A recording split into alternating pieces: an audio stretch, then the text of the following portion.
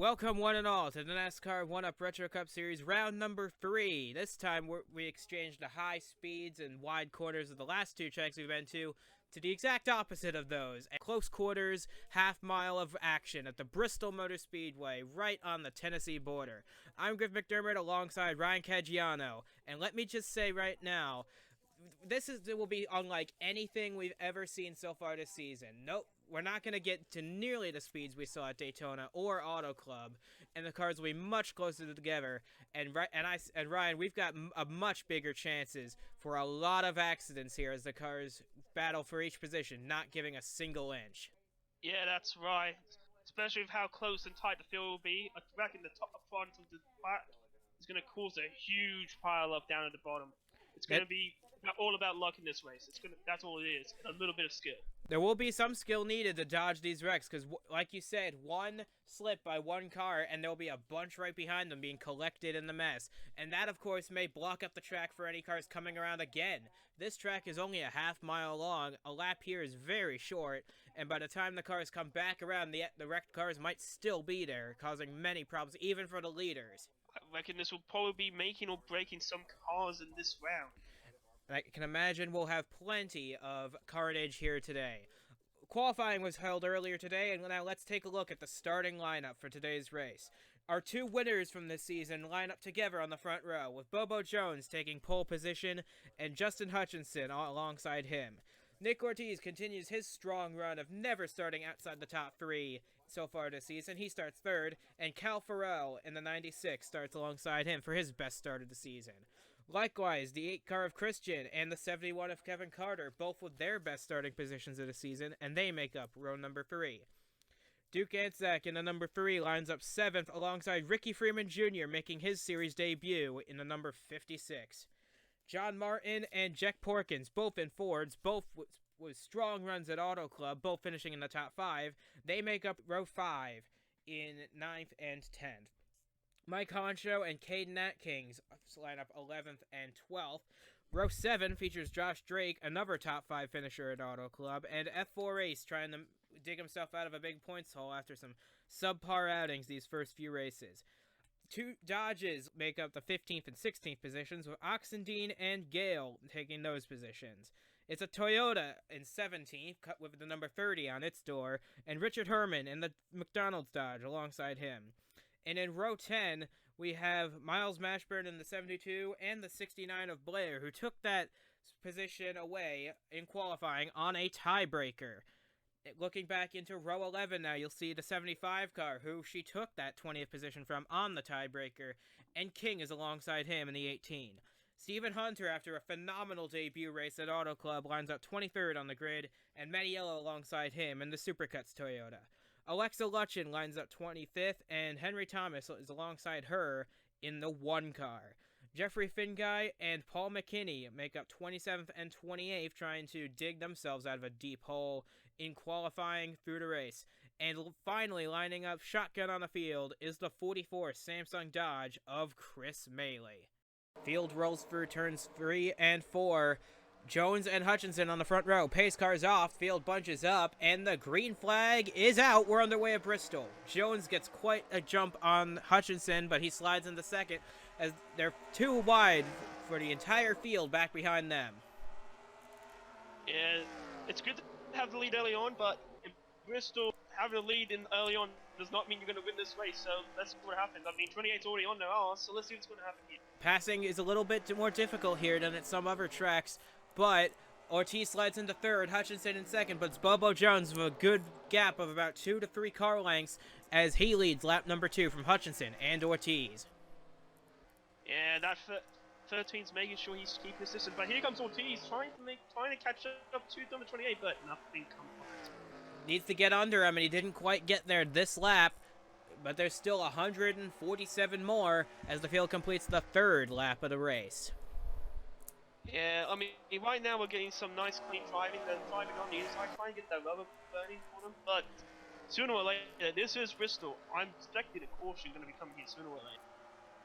Side by side now with Freeman and Honcho side by side. That is the battle for 9th place. Yeah, I mean, after last race, they want to try and pick up some points, looking to prove themselves up into Yeah, the Freeman. field, try and get into a top 10. Freeman making his debut race, wanting to make a good impression here early on, as the field blasts by the pit straight down onto the backstretch in the middle of lap number 6. Yeah, I mean, we seem to have a little fight position out of 4th and 5th there, which should be a nice between 9, 6, and number 8, but hopefully we'll come back to that later on. Yeah, Christian looks to have the advantage in that fight, but the battle is still going on between Freeman and Honcho, but we're making our way back up to the battle for 4th, and Christian clears Farrell, and Jones continues to lead the way by 0.4 of a second. Yeah, he seems to be increasing that lead slowly and steadily, which is what you want, but the question is how long can he keep it up with those tires as well? The tires will degrade, and we will see a pit stop after about 90 green flag laps. So, if we do not get a caution, that is when we will be on the pit lane. But for now, it is Bobo Jones well out in front of Hutchinson and Ortiz. Now the gap is almost a full second. I mean, he's now just cruising. It's like a Sunday driving now. Trouble in turn 3. There's smoke. Oh, that's not good. That's not what you want to see there. Looks like it was Oxendine and a few other cars involved in that. Gale is involved. Oh, down there, Alexa Lutchin's got smoke pouring out of the back of her car, and it looks like her and trouble. Hutchinson from 2nd place been turned in the inside wall. That was under caution. Something must have happened when they were slowing down from the Lutchin crash, and Hutchinson now with some heavy contact on the left side of his car. I mean, I want to know what happened before that, but Hutchinson's, jeez. Yeah, he's coming on the pit road now, and he's taking most of the field with him. I want to see what happened to this 28 car. But first, we will likely show you what happened with car number 50, Alexa Lutchin. And it looked like Oxendine was involved in that. A few other cars were in there as well. I saw Gale and a few others were involved in that wreck too. There were at least 3 cars involved in the initial contact. And I'm curious to see how this wreck even started. We'll do our best to pull up our best angles for you, and when we get that footage, we will display it to you so you can better understand the cause of this caution flag. Alright, so here's the view of Richard Herman's Dodge. He was slow on the front stretch after this accident. Let's see if it starts with him. Oh, no, it was Oxendine up ahead of him.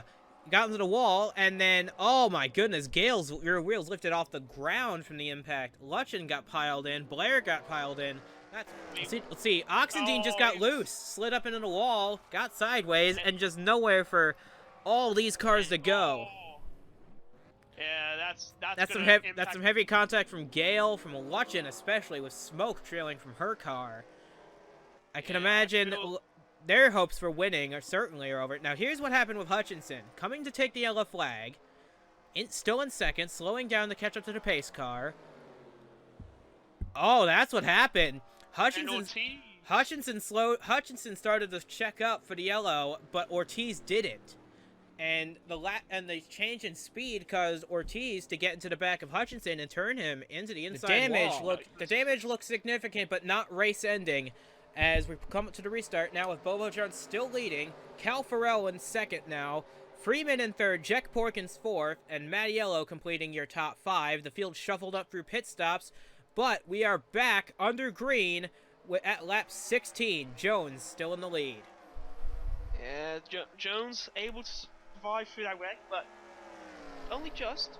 We saw that did take out 2nd and 3rd there, so we're going to see if Jones really hold on to this. Ortiz still in 10th place. He's not out of the hunt yet. Hutchinson out of the top 20 after that lengthy pit stop to repair the damage. And it's Lutchin and Oxendine that are already out of this race after just 17 laps. Yeah, it's unfortunate, but at Bristol, it really is. If the crash happens, it's all about luck, and those two did take a lot of damage from that crash. Good run for Ricky Freeman Jr., the rookie, making his first start in the series. As Farrell makes a dive on the inside, he's got the lane under Jones. Will he take the lead? Yes. Cal Farrell leads his first laps of the season with that pass on Bobo Jones. Down on the apron trying to make it stick. Oh, it looks like we're back under yellow already. Oh, jeez. More What aggressive. happened Oh, now and this it's time? Justin Hutchinson again, and this time it looks like the damage is terminal. Justin Hutchinson out early, our points leader at Bristol.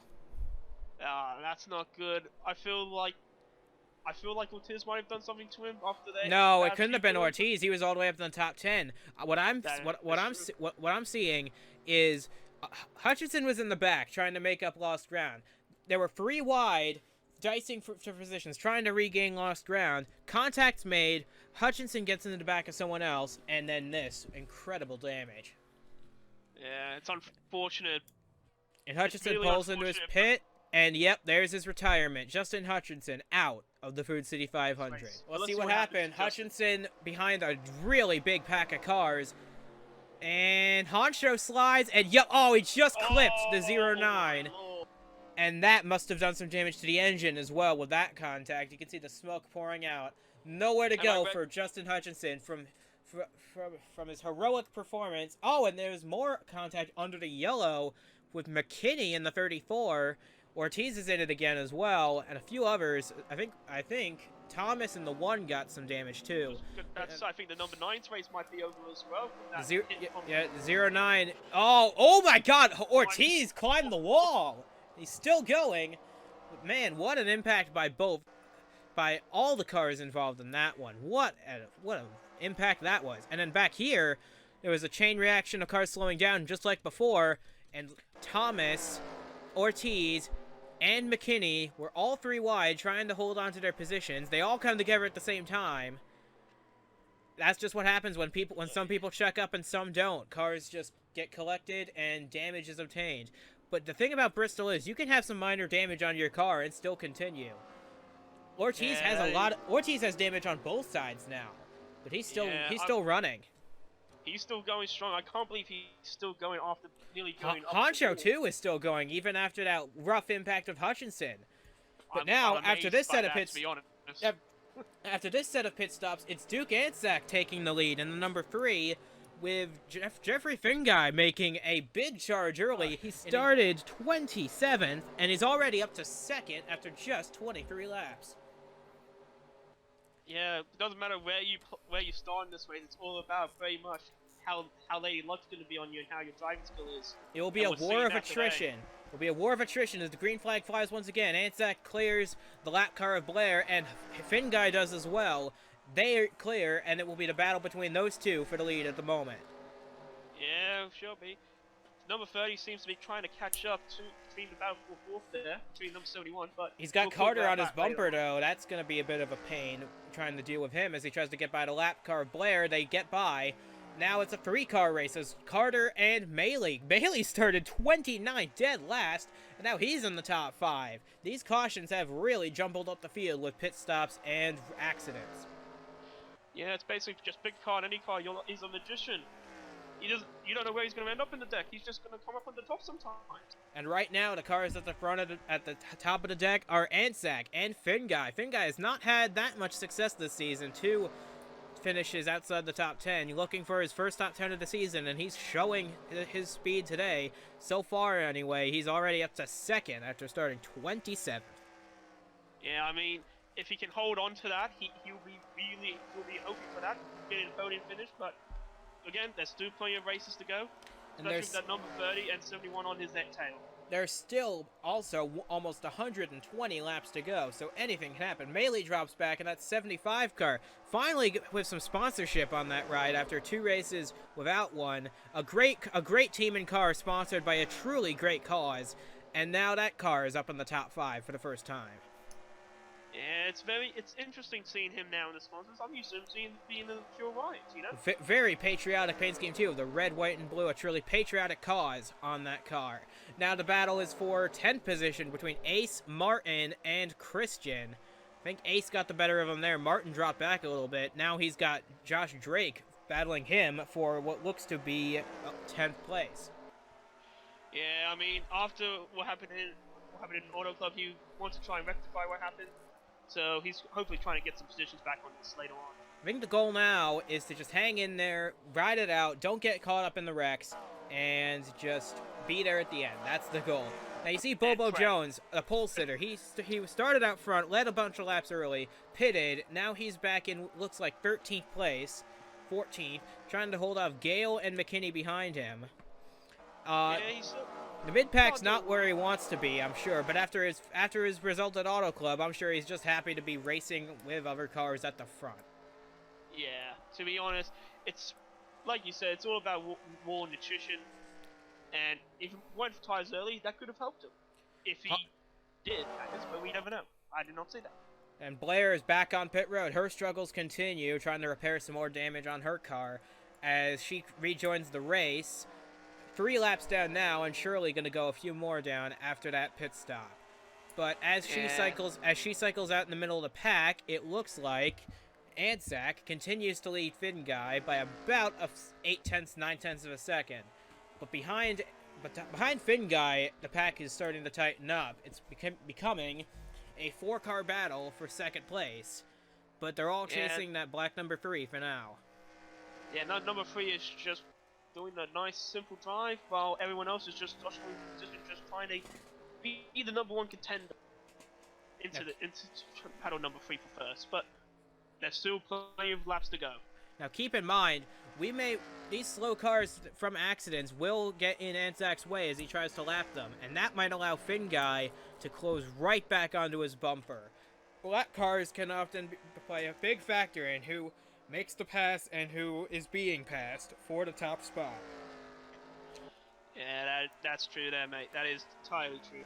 Especially as we see number 3 getting more and more time added towards the gap between him and second. That gap is now over a full second now as Anzac continues to lead the way.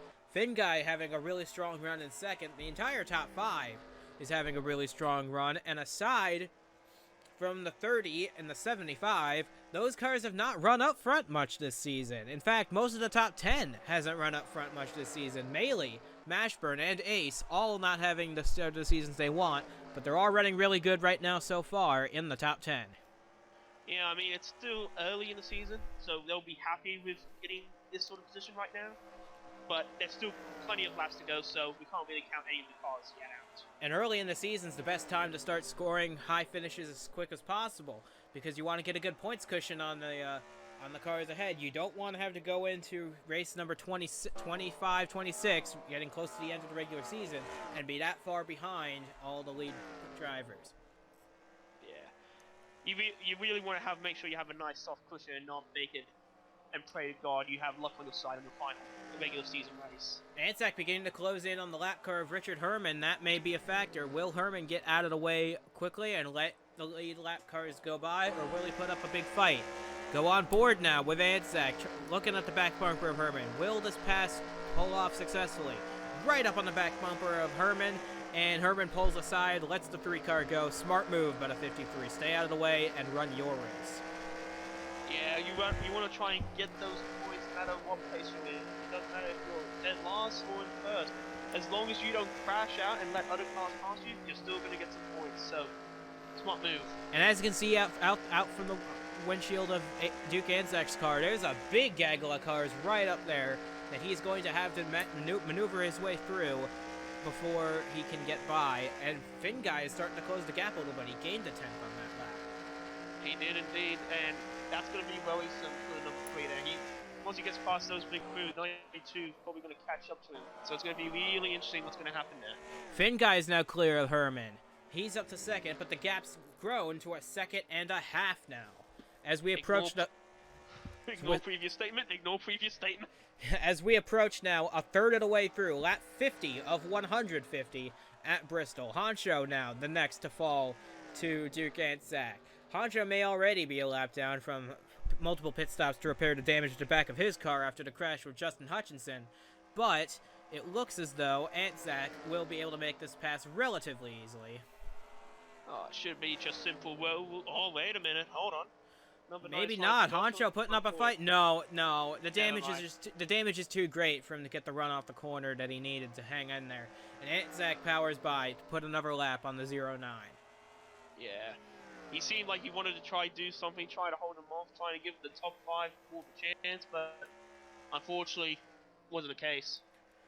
Anzac's just on a rail now. The gap's now 1.3 seconds ahead of Jeffrey Finguy in the Motorcraft Ford, putting on the drive of his season so far. Again, it's only race number 3, but a strong showing from the 92 car really early on.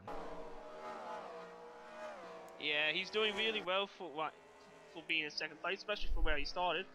Started back in 27th. Exactly. That's why he's going to be super happy with this final position if he stays. And Chris Maley from 29th all the way up to 5th place. What a drive from the Samsung Dodge. I mean, both racers are going to be happy when if they finish in the top 10. They're going to be ecstatic, over the moon. But there's still a third of the race. There's still 2/3 of the race to go, so wouldn't cut the chickens yet. Yes, because now looks like Paul McKinney is the next one to fall to Duke Anzac, as McKinney starts to get closed in on by car number 3, as the gap maintains at about 1.3 seconds. It's been that way for the last few laps and hasn't grown or shrunk in that time. Yeah, it's like he's just doing a nice cruise around the States right now. He's just doing a nice little road trip. No one stopping him. He has no traffic. He's all free. I think Anzac, what Anzac's trying to do, he's not trying to use his stuff up. He's not trying to burn his tires, unnecessarily going harder than he needs to. He's got a big gap, big lead on. Oh, we got trouble. It looks like Bobo Jones, a pile of smoke coming out of the back of that car. Cars disappear. We can't tell who it is quite yet. The caution flag is out. As the field slows up, we can find out who that car is, and it is Bobo Jones in the 13. Your Daytona winner after a troubling run at Auto Club. The bad luck continues, and we're trying to figure out if this was an accident or something else. But it looks like Jones may be out of the race. Let's have a look now at what happened with Bobo Jones. He was running in the 13th position, minding his own business. Let's see what happens here. Oh, yep, there it is. The plume of smoke coming out. That signifies a terminal engine failure in the DHL Chevrolet, and add insult to injury, Jack Porkins just turns him sideways, coming off of 4. Nowhere for him to go. But what an unfortunate ending of the day to Bobo Jones out early at Bristol. Yeah, Bobo Jones, thought you could try and do maybe some sort of miracle, but didn't really happen. But you gotta look at the positives for the top 5 there. They have closed in on first place now, and they are seeing that as a godsend. Pit stops may play a factor too. Yep, here they're coming out of the pits now. The top 2 looks like they've stayed the same, but that 75 car's moved up into 3rd now. Thomas stayed on the track, but he's 4 laps down already, so he won't play a factor in deciding this race. But what that will do is that will put him right up front with Anzac and Finguy. So depending on the start he gets, that could play a factor in who gets the better start of the top 2 cars. Yeah, and that could probably impact round towards the lap 100 mark. But we'll see. Let's see what's going to happen here when the restart happens. Still over half the race to go, but right now it looks like Duke Anzac's race to lose. He's been flying through this race, other than the times when the yellows have slowed down the action. But he's still got the lead, and he can have the chance to clear Thomas going into 1 and make Finguy have to race him really hard to get by. Yeah, let's see what happened here. Field gets the 1 to go signal, and Thomas, as a lap car, pulls down on the inside lane. Anzac, Finguy, and the rest of the lead lap cars all line up on the outside lane. Maley still in 5th. Carter slipped back a little bit into 6th place. Ace is up to 7th. King in the 18 is up to 8th. Martin 9th, and Mashburn rounds out your top 10. But it's Duke Anzac leading away. He's got some lap cars to deal with on the inside, but as the leader, he should have the run off of 4 to clear them. And as the pace car pulls off, field's bunched up once again, and we are back racing at Bristol. Anzac gets the lead he wants, but Thomas not letting it go easy, still side by side. Yeah, he knows now. He learned from last time he tried a lap. He's not allowing this one again. Thomas is already how long can Thomas is already 4 laps down. He does not want to go a 5th down to Duke Anzac. That might be what Finguy needs. Duke Anzac pushed up high, way up high, sideways. How did he keep it out of the wall? Even if he kept it out of the wall, he's lost the lead, and Jeffrey Finguy now takes the lead of this race for the first time this season. Smart move. He rather won't take much damage, but he wouldn't have gone to The the wall caution's to back defend out. his The race. caution's back out already. What happened to this one? Oh, Ortiz with a plume of smoke out of the back. Was he in another accident, or was this an engine failure as well? Oh, must have been an accident. Look at all the damage. Caden Atkins, Mattiello, and Cal Farrell, and Ricky Freeman Jr. This must have been a very big accident to involve this many cars. What happened? Atkins making his way back to the pit lane. His damage looks fixable, but unfortunately, this time, Nick Ortiz's luck finally ran out as he now retires from the Food City 500 at lap 66. Let's see what happens here. Ortiz, minding his own business at the back, is probably going to start well ahead. Oh, yeah, there's smoke up there. Someone spun out. I think it's McKinney. And, oh, my God. Oh, Atkins upside down, up against the wall. Flipping upside down is Caden Atkins. What a horrifying wreck for the driver of the two. And it's a miracle that he's still out there running. I have no idea how he's driving right now. I want to see how this wrecks. Oh, same thing as before. The 30 and the had to deal with 2 lap cars. Honcho spins and it collects the field. Oh my God, what a vicious impact for Caden Atkins.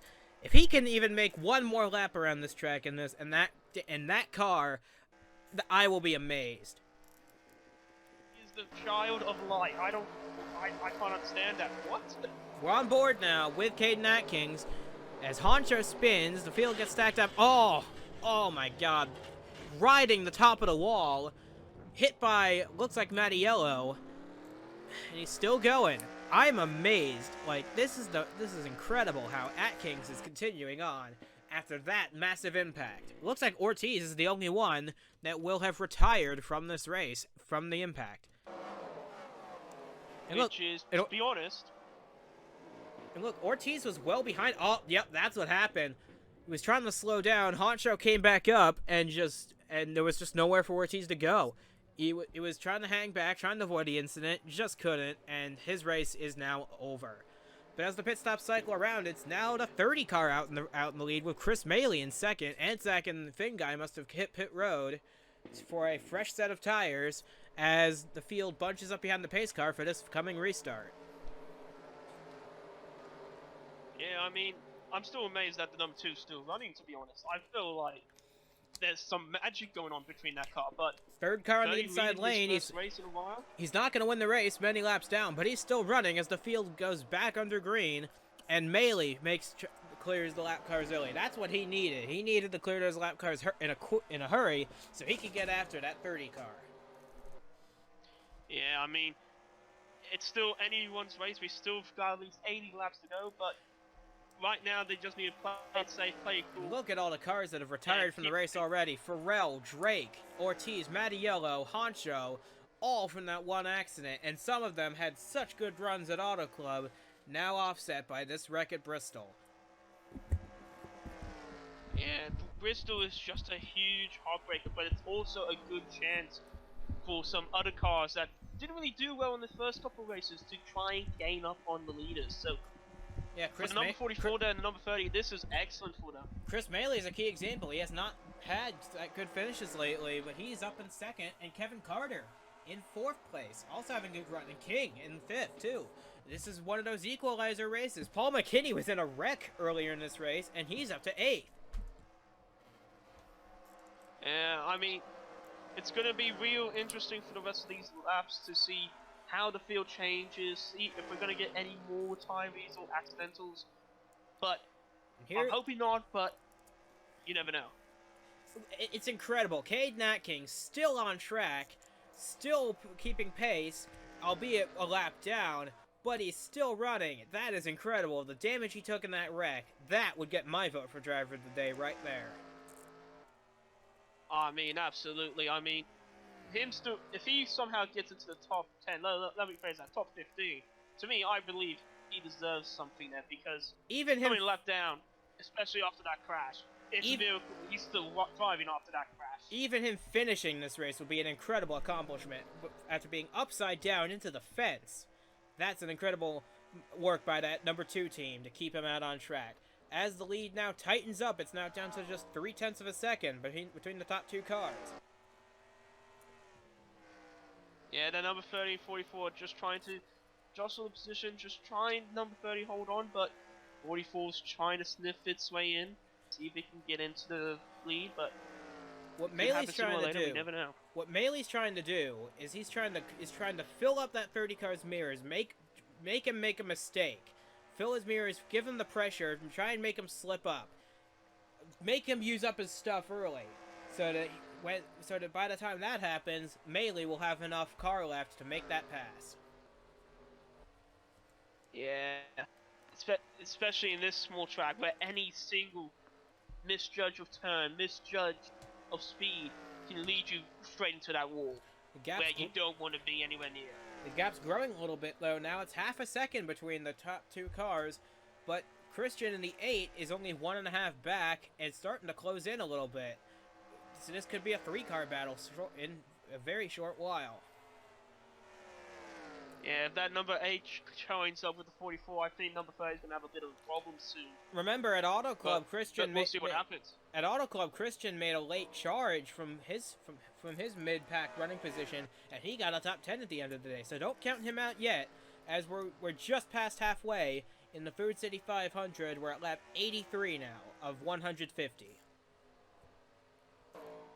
Yeah, I think the 44's trying to catch up now. That's the closest it's been. Closest it's been, but couldn't get the run into the corner, and the gap extends once again. Now the gap is 0.3 of a second. And Atkins, oh my god, he's closing in on Miles Mashburn, a car that I believe doesn't even have that much damage yet this race. That is an incredible drive. He's still only 1 lap down in the 18th position. Yeah, I mean, it's truly amazing he's trying to catch up, but I'm more concerned is that number 30 going to catch up to him sooner or later? He will, because despite Atkins' miraculous running position right now, he is still well off the pace of the leaders, and before long he will be lapped once again by car number 30, and that will put him 2 down. But it's still an incredible drive, even if he goes this next lap down, which he probably will. And he's not. I was gonna say he's not gonna put up much of a fight, but he cuts off the 30.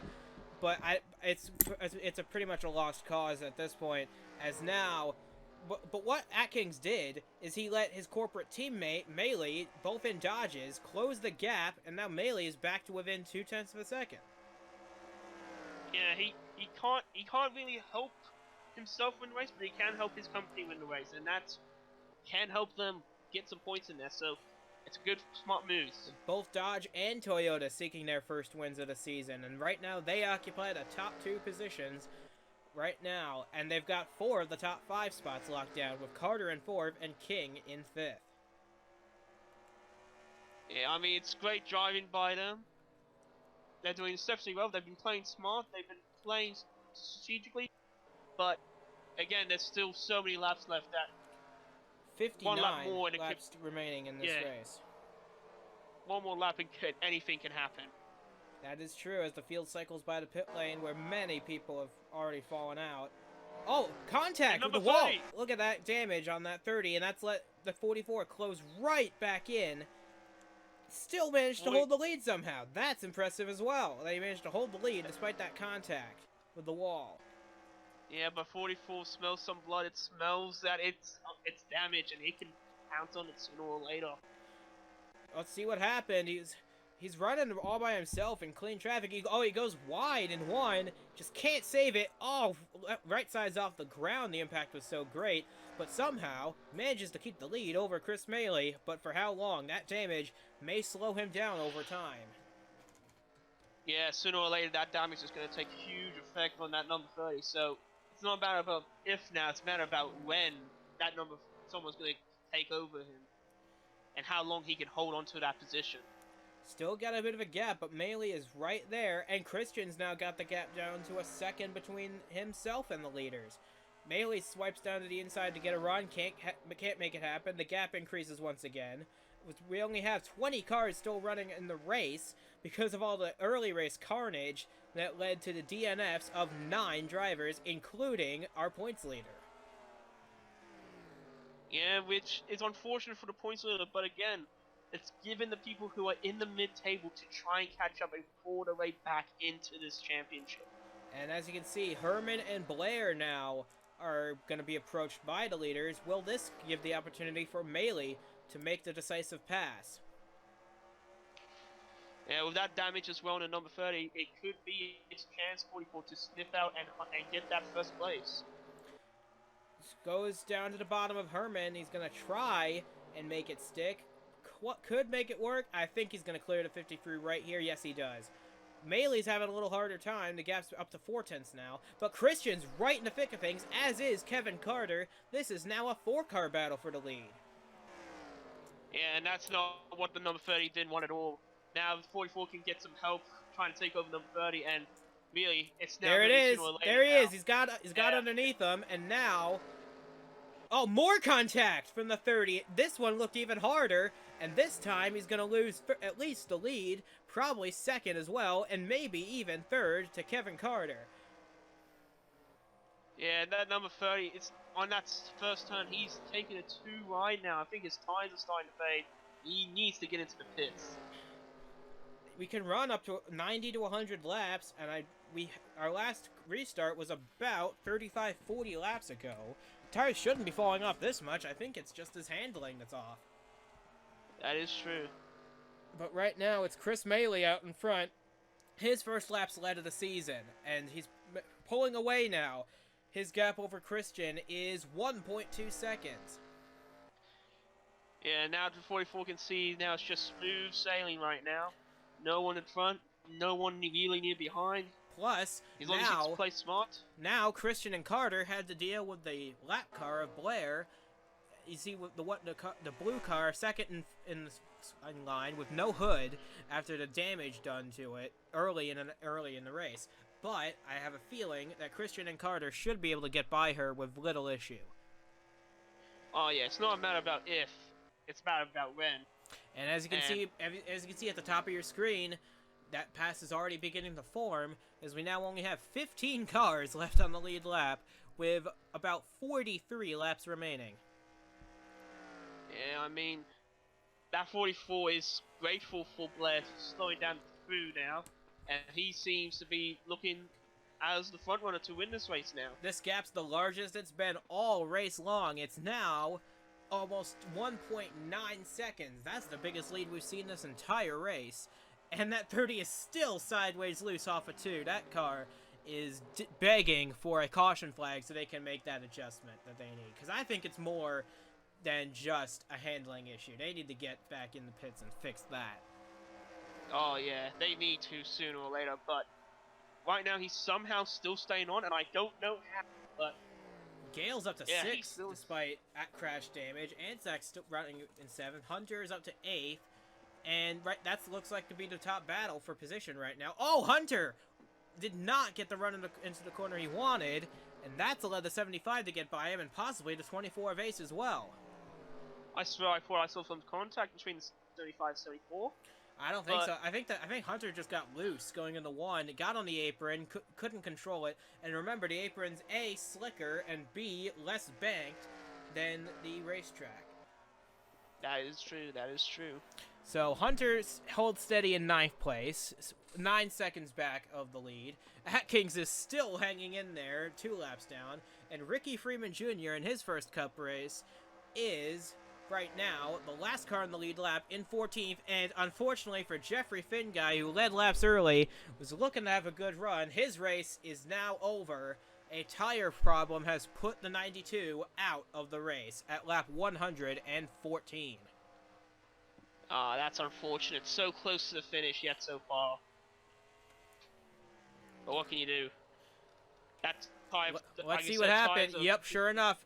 It doesn't look like anything's wrong, but there's a tire wrapping around the suspension of that car, and that's just destroying it from the inside out. And Finguy is just struggling to get into his pit box and retire the car. So Finguy now out of the Food City 500 despite a strong performance early on from the driver of the 92. Yeah, I mean, at least he played it safe. He didn't cause an accident, which is always good for him. So he ran well, and it was out of his DNF was out of his control. That's the best you could hope for in this sort of situation. But now Atkins looks to go a 3rd lap down to Chris Maley. That will Atkins let Melee by because he's a teammate at Dodge? No, he's cutting them off, trying to keep from going a third lap down. That number 2 has something to prove. He has shown he is resilient, and he doesn't give a damn who he's jostling position for. About 50 laps ago, that car was upside down, up on top of the wall, with about 4 cars underneath it. But now he's still on the track and running in the 17th position, only 2 laps down. But now he finally gives way to the faster car of Chris Melee, and he will be lapped once again. But still a fantastic drive from Caden Atkins to keep that damaged car in the race. That, and also for holding back to 44, it's given second and third a chance to try and catch up to them. They've took a half second out of that lead, but it still holds at about 1.5 seconds. Yeah, it's a good thing, but it's also not a good thing. How long and large it is, and how short this track is. You don't want to see that. I was surprised with the damage that Ricky Freeman Jr. has, that he hasn't been lapped yet by Chris Melee. Is Melee's pace falling off, or is Freeman's car just that good, despite the damage that he sustained earlier in the race? Well, I think I saw him playing around with something in the pits before the race. I think he was trying to splash with some water or something. I don't know. It might have been holy water. I don't know. Makes sense. Must be something happening, because he's continuing to stay on the lead lap, and in the event a caution would have come out, that would put him right back in the thick of things as he runs 14th. Right now, though, Carter in third, his best running position by far of the season, trying to maintain it as he battles Christian for second. Yeah, I mean, whether he finishes second or third, he's going to be happy with this. He's going to be gaining up on those points leaders and possibly making it into the top 10 out of the points leader overall. Gonna gain some ground, but and that 30 car still hanging in there in 4th place. But right now he's got King closing in quickly from behind, and he may lose that spot. That car is not well. He needs a caution to try and fix it up and get it right back in running again. Yeah, and that number 2 is not helping him. Atkins sideways through the corner, and that allows King and Gale, both lead lap cars, to make the pass as they battle for 5th place, closing in on 4th, as we're closing in now on 30 laps to go in this race. Yeah, that lap counter now, people now looking at it and they realize that lap counter getting slowly down. You're going to need to be more calmer, more precise, and timing your run more perfectly now. Need to up the ante a little bit to try and catch Chris. Oh, the caution flag looks to be out. Yes, it is, and it might have involved our leader, Chris Melee, because now he's in 3rd place behind Christian and Carter. What happened there to cause him to lose that ground? Unfortunately, I did not see that. But I think we need to look at the replay there. We're going to need to take a look, because right now Carter is back in 3rd place, and I didn't see him slow. Maybe he got into the back of somebody, I'm not sure. He's still running in the top 5, but what happened to cause him to lose the lead of this race? I don't know, but the number 30 is somehow still up and not even going into the pits, which is interesting. Pit road might still be closed, though. It might open this next time around. We'll see who comes in. Let's see what happens now. Chris Melee still in the lead at this point in the race. Let's see. Is there a wreck that happens up at the front? Oh, yep, there is. And yep, that's what happened. Mashburn had spun out, and Melee, trying to avoid, went down on the flat, got tagged, and that set him back a few spots. He is not going to be happy with himself for that. He's not going to be happy with number 72 either. Let's see what happens. He's not going to be happy overall. Yeah, that's true. Let's see what happened to Mashburn now. He's running solidly. He was the first car 1 lap down. He would have been able to come back around. Oh, yep, same thing as that. Oh, hard impact by F4 Ace in the 24. We didn't see that earlier, but it's the same thing we've seen all race long. When cars go 3 wide on the exit of a corner, you see Melee piling in. But when cars go 3 wide, coming off the corner, they all come together at one point in time, and they all get sent down the track. That's what happened here. It's what happened to a bunch of cars earlier, and that is what's taken Chris Melee out of the lead. Yeah, I mean, I don't even know how the 24's still driving after being power drived into. Yeah, and Ricky Freeman Jr. rode the wall for most of that just to keep from piling into that as well. He's still running and still on the lead lap, despite all the damage on that right side. I mean, it's a smart move. I would rather take that right side damage and join into that pile up. He's already got a bunch of right side damage from earlier accidents, and it's not stopped him any. He's still on the lead lap. And actually, with the pit stops, he's moved up a place. Because Ace had the pit to repair a bunch of damage, and now Freeman's up to 13th. Yeah, this is going to be an interesting restart now as we see number 8 holding the lead now. Can Carter make a gain, and can Melee get past both of them and retake the lead? We're coming now to 27 laps to go at this restart, with Christian out front, Carter in second, Melee in third, with the lap car of Caden Atkins leading the inside line as they come off of 4. The pace car is off, and the restart is underway. We're back green, and Christian gets quite the big jump, but Carter and Melee also clear the lap cars, and they set sail after the first place car. Yeah, which is actually very good for them, but also number 30 also did that as well, so it's going to be more tight race, but I wouldn't expect number 30 to come back from that damage. Maybe not, but from fifth on back, they're still bottled up behind the cars of Atkins, Thomas, and Blair, all multiple laps down. King's trying to get by the lap car of Blair. He gets under her. She's gonna put up a fight, but it's not gonna matter because King's car is intact and hers is not. Yeah, well, that number 30 is seen as the godsend as well, trying to hold off its 4th place, trying to get a top 5 finish first time in its season. We'll come back to that later. Carter and Christian, second and first respectively, both are trying to get their first top 10s of the season, and both are trying to make that first top 10 a victory here. Both have been running very strong all race long, and now, along with Chris Maley, also seeking his first top 10 of the season, they're all battling for the win with just about 23... Actually, we got even less laps than that. We're coming up on 13 laps to go. I miscounted earlier. My apologies for that. But we're now closing in on 12 laps to go. This race is very close, down to the wire. Yeah, especially with those top 3 cars there. I reckon it's going to be anyone's game. If the second and third place work together, I think number 8 is going to lose that position. They're starting to ditch Maley a little bit. He's starting to fall back, as now it looks like to be between Carter and Christian. Can Carter make a move? And if he does, can he make it stick and clear Christian coming off one of these corners? He's still got a gap, but it's a very small one, to only 0.2 of a second. Carter rides the high line, trying to get an advantage, and doesn't look like it's going to work any, but he's still right in the thick of things. Yeah, I mean, not really a smart move right now. You just need to try and tell him, try and get that draft going, so you can try and get him on the inside or the outside, depending on which way he's going. We're now under 10 laps to go at Bristol, and it looks like it's going to be a 3-car battle, maybe a 4-car battle for the race win, but it looks like it's going to be between Kevin Carter trying to get by that 8-car. Oh, and he's got the run. Can he make it stick? Like he's trying to make him... He's underneath him. He's underneath him. No, he can't make it stick.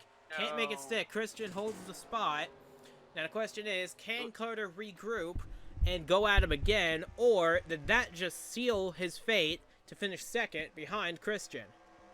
I mean, it's very close. He tried a little bit too early on. I reckon if he held it on just a little bit more, he might have gotten it. Well, even if he, that drop, I don't think he went too early. I think he just couldn't get the momentum to get around on the inside. Christian had the line to get the momentum coming off the corner, and he made it stick and kept the position.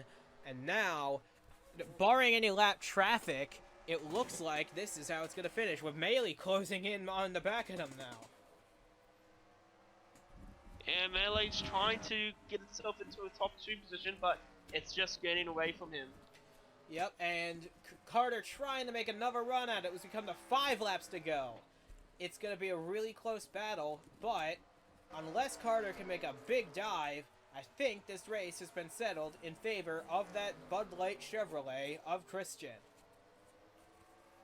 Yeah, I mean, he's going to be ecstatic if he can hold it on for these final few laps, but it's going to be a great win for him in Bristol. It's going to be a battle to the finish, as Carter is still right there, trying to get a move on, trying to make a pass.